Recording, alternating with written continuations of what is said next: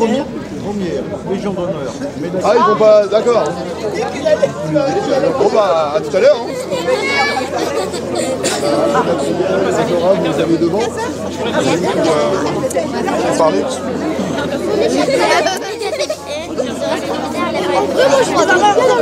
Il a du mal avec la Marseillaise. Ah non, moi je la connais. On la connaît par cœur. Ouais, juste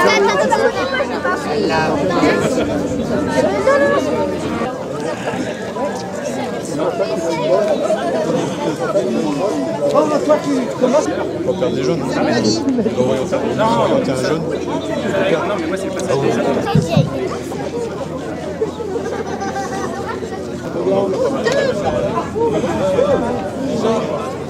Pas fait. Et toi, tu restes quand même 16 ans dans cette cérémonie. Voilà. Pour moi, je trouverais ça bien. Maintenant, tu décides. Quand on m'appelle, je vais devant Monsieur. avec le drapeau, soit au baudrier, soit Comme tu veux. comme ça. Ouais. Et après, tu n'en fais pas, tout sera dit par Madame la maire. Pas- Hein? Oui, son père, c'est bien, hein, votre atelier. J'aime bien ce chrétien.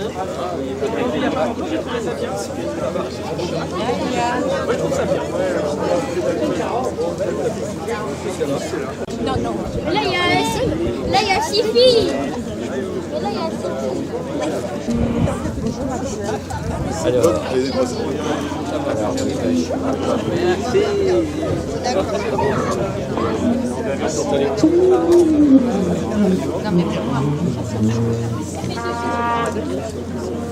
Alors, Ça va? Merci. Bonjour, bonjour. Vous allez bien? Ça va bien?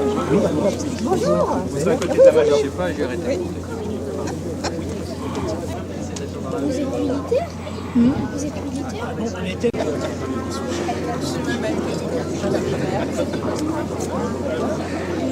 Alors, où est-ce que tu es Désolé, je savais pas de vous êtes.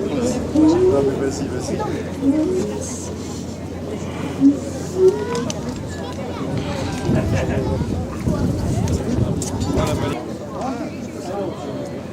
Mesdames, Messieurs, la commémoration du 80e anniversaire de la fin des combats en Europe lors de la Seconde Guerre mondiale va maintenant commencer. L'ouverture de cette cérémonie sera exceptionnellement réalisée par le survol de 3 avions provenant de l'amiral Jean-Baptiste Salis. C'est North American T6 qui arriveront du côté de Saint-Fargeau-Ponthierry, dont la formation est aujourd'hui sous la direction de M. Pierre Fage, étaient des avions utilisés lors de la Seconde Guerre mondiale pour entraîner et former nos pilotes. L'un d'eux, au moment du passage à la verticale du monument aux morts, rendra un hommage aux morts en s'écartant de la formation en direction de la Seine. Nous vous remercions dès maintenant de bien vouloir vous assurer que vos téléphones portables ne sonneront pas durant la cérémonie.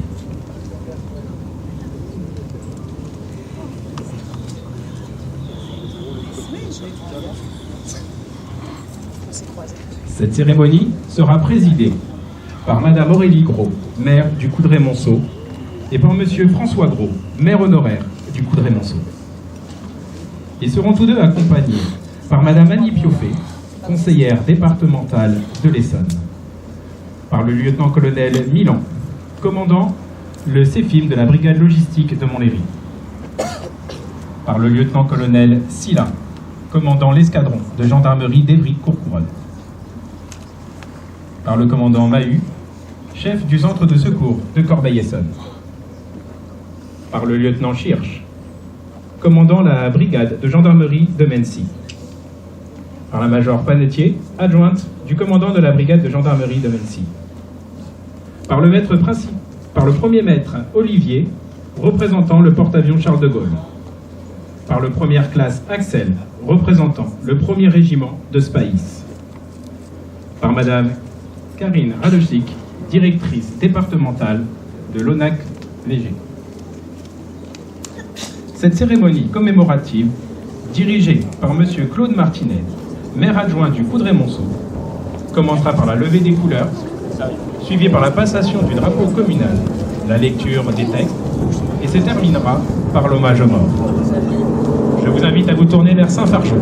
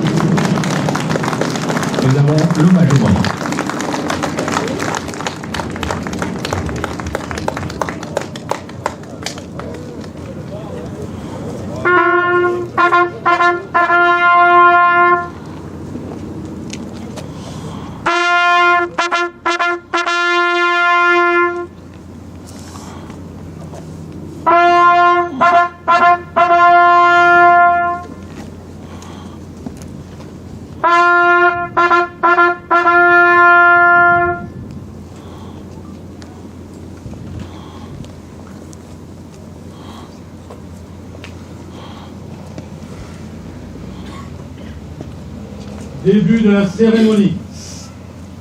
Nous allons commencer par la montée des couleurs. Porte-drapeau, drapeau baudrier. Garde. Raison. En.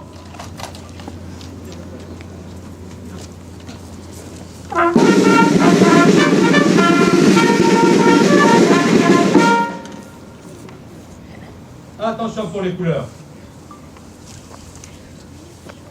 Prêt? Prêt. Envoyez.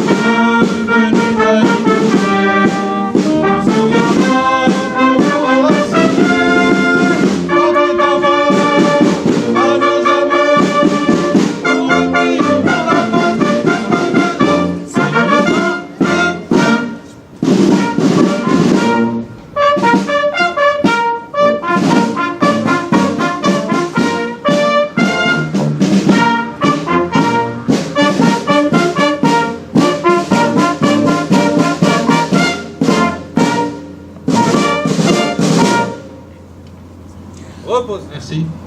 En. Repos. Avant de procéder à la lecture des textes, je laisse la parole à Madame la maire afin de procéder à la passation du drapeau communal.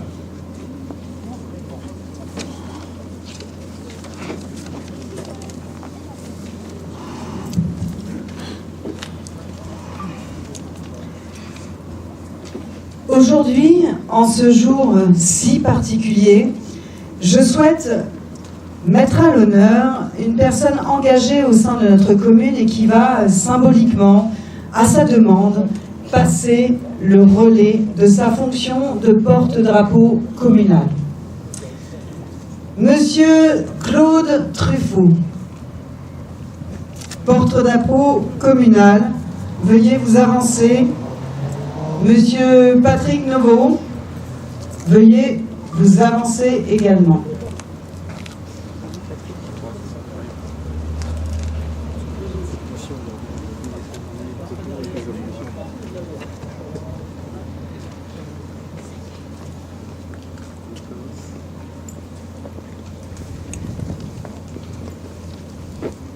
Après de très longues années de dévouement comme porte-drapeau de notre belle commune, mais pas que. La famille Truffaut, c'est des années de dévouement, ça fait presque, le mot dévouement fait partie de la famille. Cher Claude, c'est avec émotion et honneur qu'en ce jour, nous prenons acte de votre souhait de transmettre votre noble fonction. Votre choix, après concertation, s'est porté sur Monsieur Novo, que nous reconnaissons aujourd'hui comme notre nouveau porte-drapeau du Coudray-Monceau.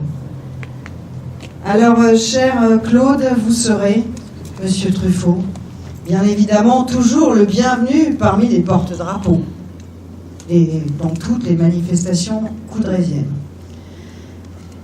Alors, Monsieur Truffaut, je vais vous demander de transmettre le drapeau communal à Monsieur Patrick Novo. Voilà, cher Patrick.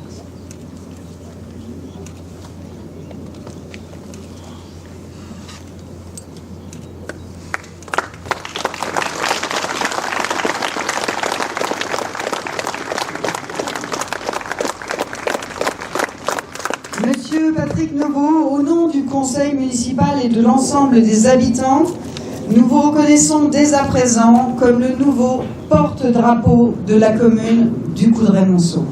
Merci beaucoup à vous, au nom de l'ensemble de la population.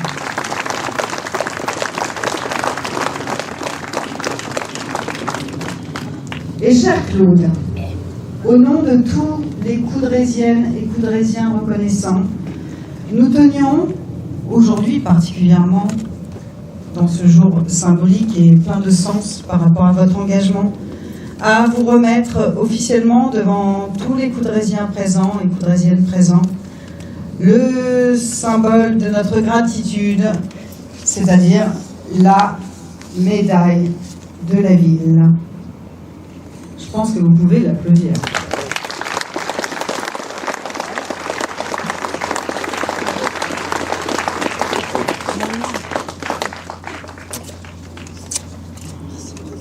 Merci Aurélie.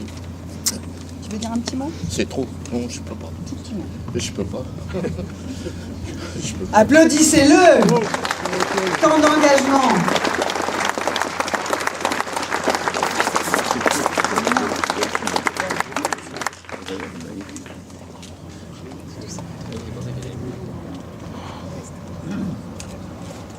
Merci.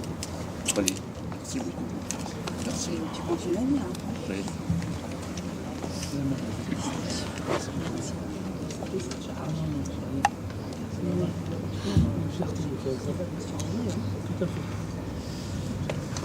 Merci. Merci.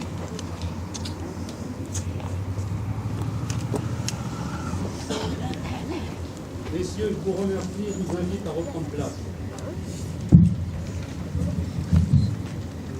Nous allons maintenant passer à la lecture des différents textes. Porte-drapeau, drapeau poudrier. Garde.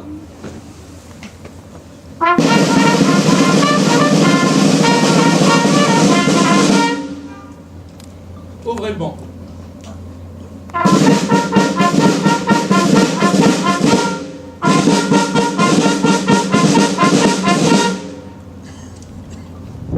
Lecture de la lettre du général Eisenhower par M. Sylvain Béguet.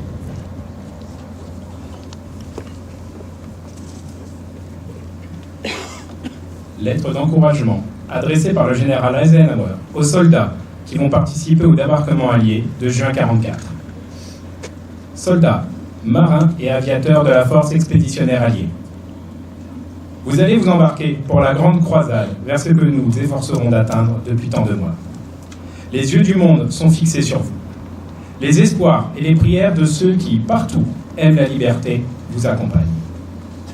Ensemble, avec nos braves alliés et nos frères d'armes sur les autres fronts, vous allez consommer la destruction de la machine de guerre allemande, éliminer la tyrannie nazie sur les peuples opprimés de l'Europe et assurer notre propre sécurité dans un monde libre. Votre tâche ne sera pas aisée. Votre ennemi est bien entraîné, bien équipé et endurci par maintes batailles. Il se battra furieusement. Mais nous sommes en l'an 1944. Bien des choses ont eu lieu depuis les triomphes nazis de 1940-1941.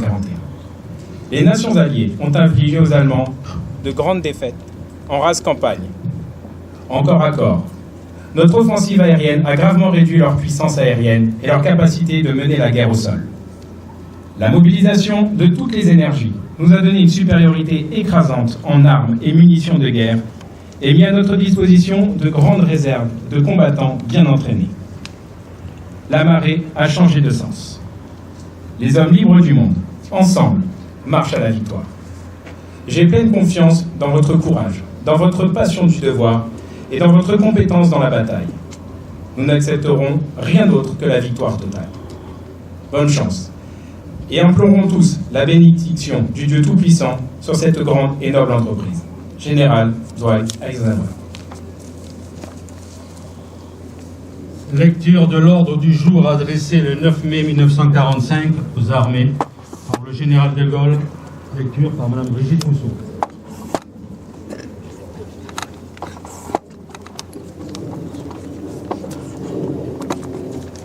Au jour de la victoire, j'exprime aux armées de terre, de mer et de l'air la reconnaissance ardente de la France, sous-officiers, soldats, marins, aviateurs, sous les ordres des chefs qui vous ont conduits à la gloire. Vous venez d'achever, comme il fallait, la plus cruelle guerre qu'ait jamais menée la France.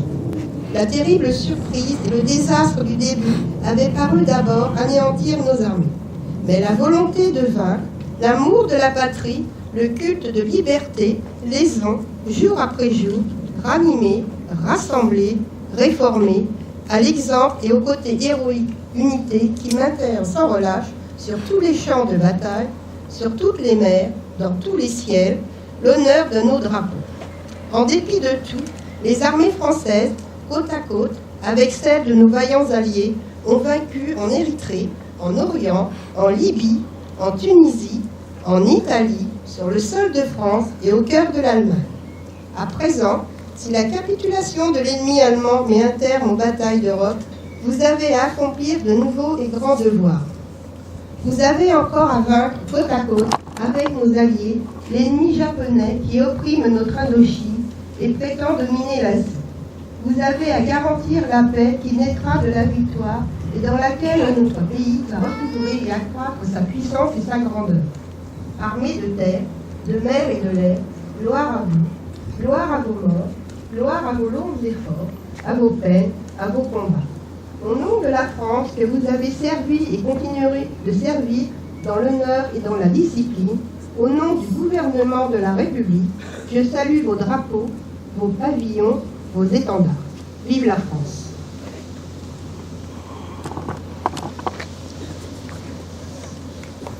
Lecture de l'ordre du jour numéro 9 du maréchal de l'Ade de Tassigny par M. Marc Gardin.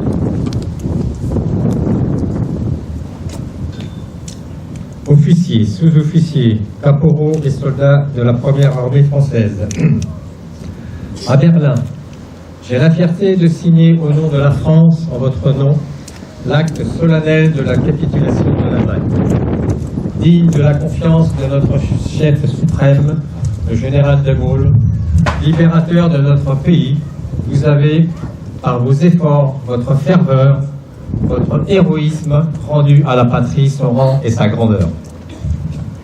Fraternellement, unis aux soldats de la résistance, côte à côte avec vos camarades alliés, vous avez taillé en pièces l'ennemi, partout où vous l'avez rencontré.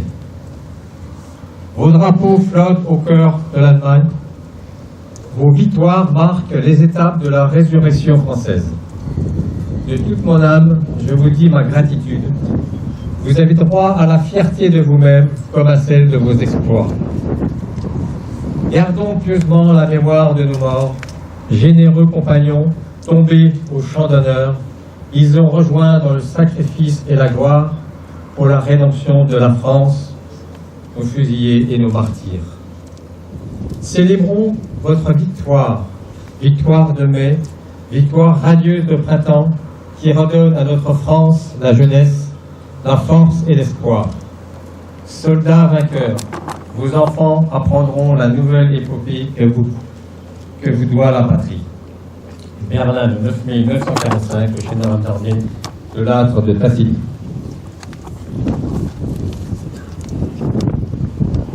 Lecture du message de l'Union nationale des combattants par une coudrésienne, Emma Tabar.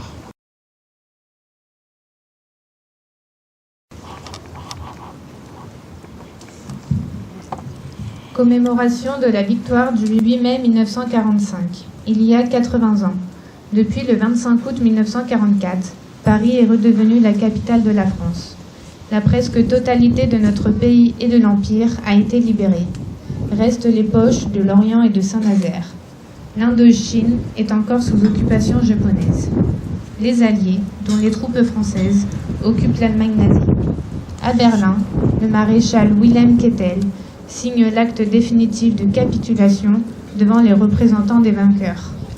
Le maréchal soviétique Georgi Zhukov, le maréchal de l'air britannique Arthur Tedder, le général américain Karl Spaatz et le général Jean Delartre de Tassigny, futur maréchal de France. À Paris, le même jour, le général de Gaulle déclare « La guerre est gagnée, voici la victoire. C'est la victoire des Nations Unies et c'est la victoire de la France. » Prisonniers de guerre, déportés, déplacés, STO, exiliés, réfugiés et malgré nous, commencent à rejoindre leur foyer. L'horreur des camps de concentration et d'extermination nazis, ainsi que de la Shoah, apparaît au grand jour. L'heure est au bilan et à la reconstruction. Les mémoires s'affrontent, déjà pour le pouvoir, sur fond de légitimité et de lutte politique. L'épuration accentue les clivages. Au niveau mondial, un nouvel ordre se met en place. Saluons, aujourd'hui, toutes les Françaises et les Français, héros et anonymes de métropole et de l'Empire, qui ont souffert et donné leur vie pour que la France se relève et recouvre sa gloire.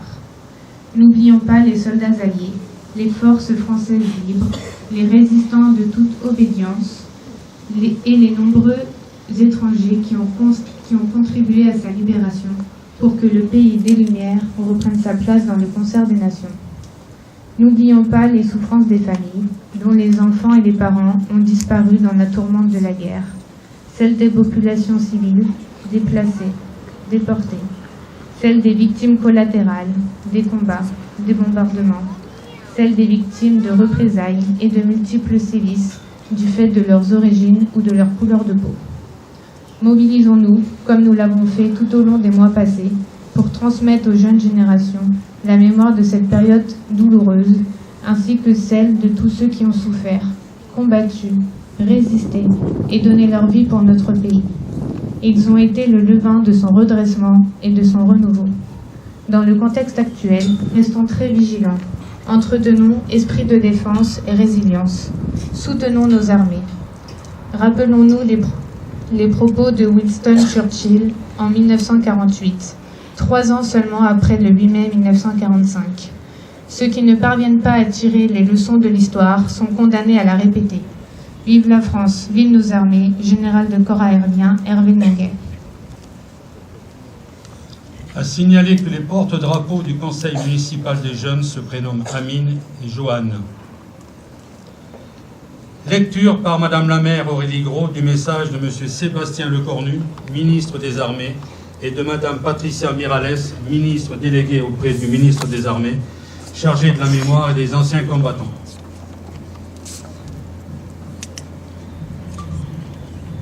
Le 8 mai 1945, quand la nouvelle de la victoire parvint à Paris, le général de Gaulle, qui incarnait la voix de la France libre et combattante, adressa ces mots à la nation. Tandis que les rayons de la gloire font une fois de plus resplendir nos drapeaux, la patrie porte sa pensée et son amour d'abord vers ceux qui sont nos morts pour elle, ensuite vers ceux qui ont, pour son service, tant combattu et tant souffert. Pas un effort de ces soldats, de ces marins, de ces aviateurs, pas un acte de courage ou d'abnégation de ces fils et de ces filles, pas une souffrance de ces hommes et de ces femmes prisonniers, pas un deuil, pas un sacrifice, pas une larme n'auront donc été perdus. Le sacrifice pour la victoire avait été immense. Aux soldats morts, blessés, prisonniers, aux résistants foudroyés ou torturés, s'ajoutaient les civils assassinés et déportés, en particulier les Juifs morts dans la Shoah, ainsi que les champs de ruines laissés par les durs combats de la libération.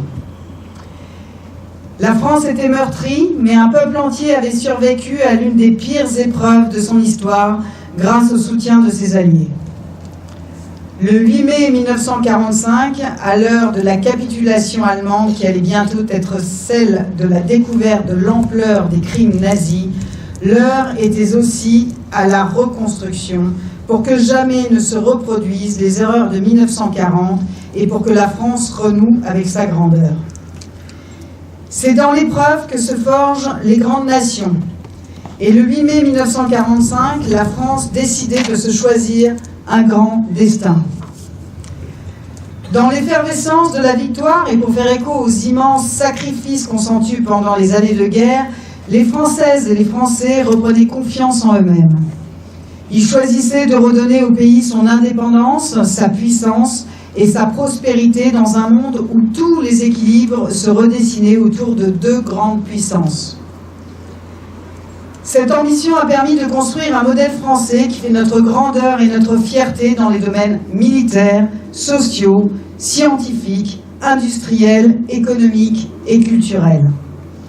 Aujourd'hui, nous jouissons encore de cet héritage de la libération, des choix courageux de nos grands anciens. Par-delà les clivages, ils ont supporté le pays vers le meilleur de lui-même. Alors que le cycle des commémorations du 80e anniversaire de la libération se termine, dans un monde où les menaces se multiplient, où des menaces anciennes planent à nouveau sur le pays.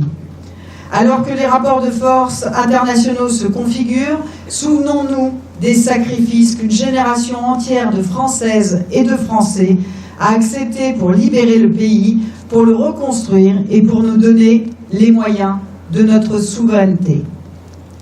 Vive la République, vive la France.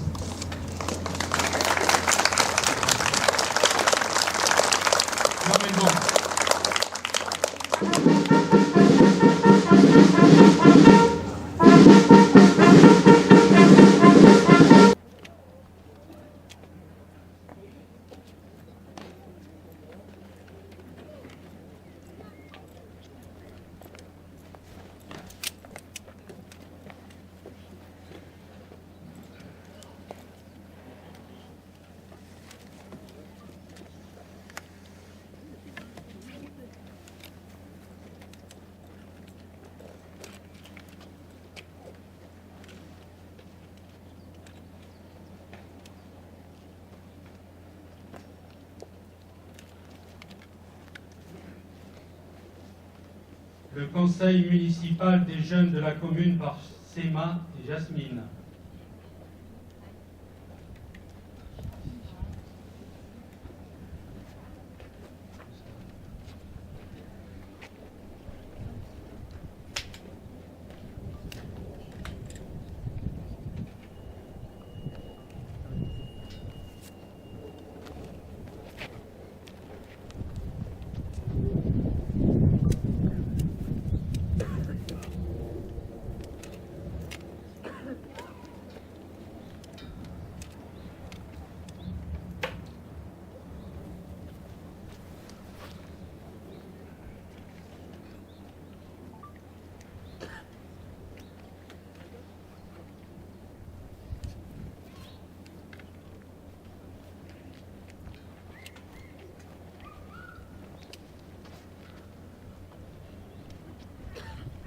Pour le conseil départemental de l'Essonne par Madame Annie Pioffet, conseillère départementale.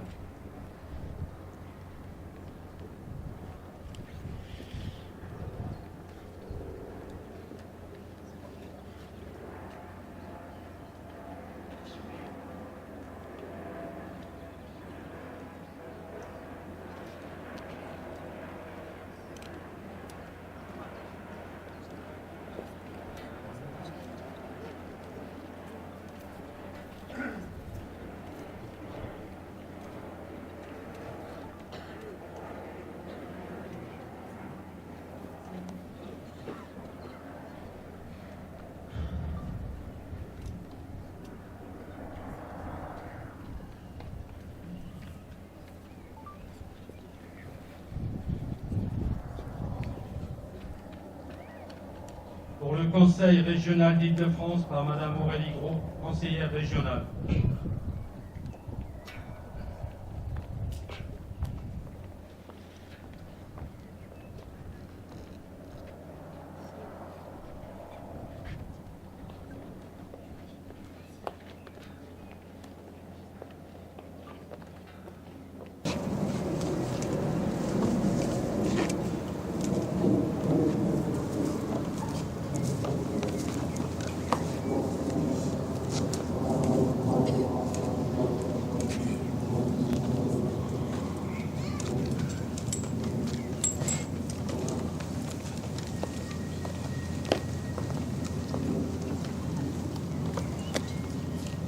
Madame la maire Aurélie Gros, accompagnée de Monsieur François Gros, maire honoraire.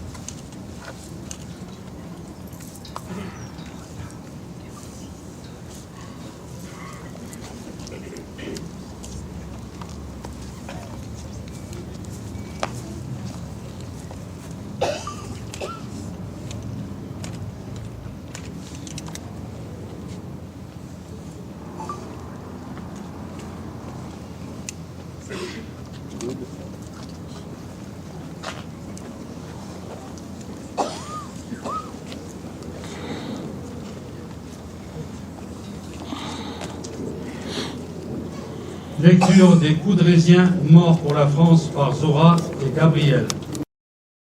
Berthoud Maurice, Mort pour la France. Besley Jean, Mort pour la France. Buisson Henri, Mort pour la France. Chaillot Charles, Mort pour la France. Chaussin Georges, Mort pour la France. Coupa Jules, Mort pour la France. Dubois Marcel, Mort pour la France. Godard Gustave, Mort pour la France. Goméry Casimir, Mort pour la France. Lacheray Alfred, Mort pour la France. Landry Louis, Mort pour la France. Laurent Fernand, Mort pour la France. Lefranc Eugène, Mort pour la France. Laurillard Maurice, Mort pour la France. Patron Georges, Mort pour la France. Pouzeau Marcel, Mort pour la France. Roger Maurice, Mort pour la France. Saugère René, Mort pour la France. Tédéchi Dalmire, Mort pour la France. Tédéchi Gaston, Mort pour la France. Vanon Guéval Lucien, Mort pour la France. Verdier Émile, Mort pour la France. Garde de 39-45, Bruand Pierre, Mort pour la France. Lemété Jacques, Mort pour la France. Piketty Bernard, Mort pour la France. Guerre d'Algérie, Le Tendu Émile, Mort pour la France.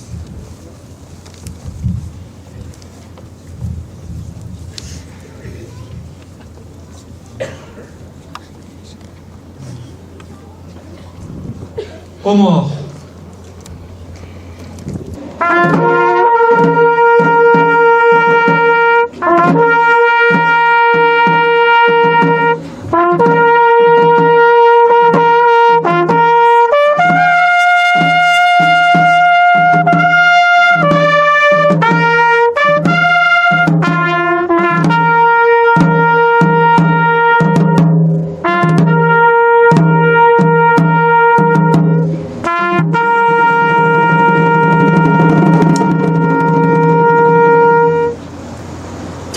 Nous allons maintenant respecter une minute de silence.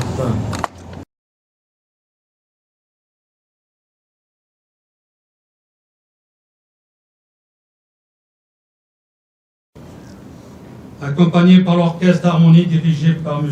Alain Cressot, le conseil municipal des jeunes, vous tous, ainsi que Mme Marcel Gaspard Coudrésienne, nous allons chanter couplet et refrain de la Marseillaise. Allons enfants de la patrie, le jour de gloire est arrivé.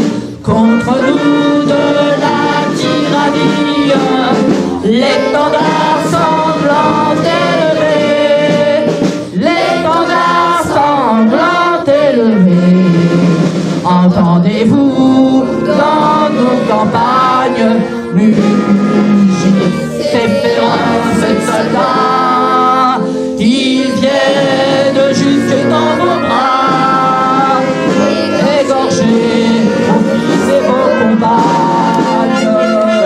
Aux armes, citoyens, formez vos bataillons, marchons.